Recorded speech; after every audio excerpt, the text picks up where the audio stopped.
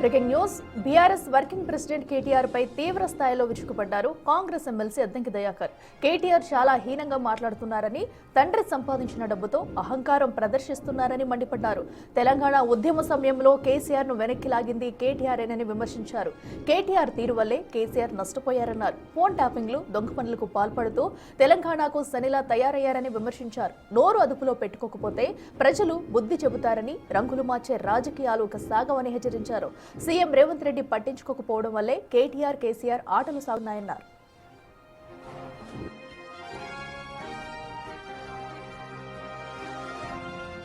కేసీఆర్ ఇట్లాంటివన్నీ కానీ తెలంగాణ మీదకి వదిలేస్తుంది దరిద్రుని. ఇట్లాంటి పనికిరాని సన్నాసిగాన్ని కానీ నువ్వు నష్టపోతివి, తెలంగాణను దోచుకుంటట్టు చేస్తే మళ్ళా ఏమిటికని వదులుతున్నావు వీడిని తెలంగాణ ప్రజల మీదకి. వీడు ఏది రోకుసోకుండాడు, వీడు మాట్లాడితే వీడు పెద్ద ఏదో పొడింగిలాగా మాట్లాడతాడు కేటీఆర్ గారు. అసలు ఎవడరా నువ్వు తెలంగాణకు?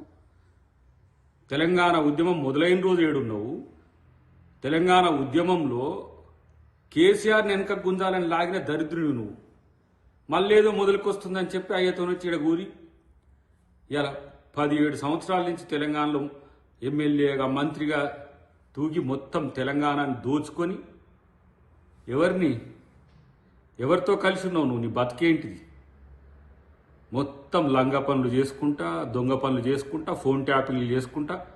అసలు కనీసం తెలంగాణ గడ్డ మీద కాదు, ఈ భూమి మీద కూడా ఉండే పరిస్థితి లేదు నీకు. అసలు ఇట్లాంటి ఫాల్తుగాడి అలా తెలంగాణకు ప్రతిపక్ష నాయకుని కొడుకైంది.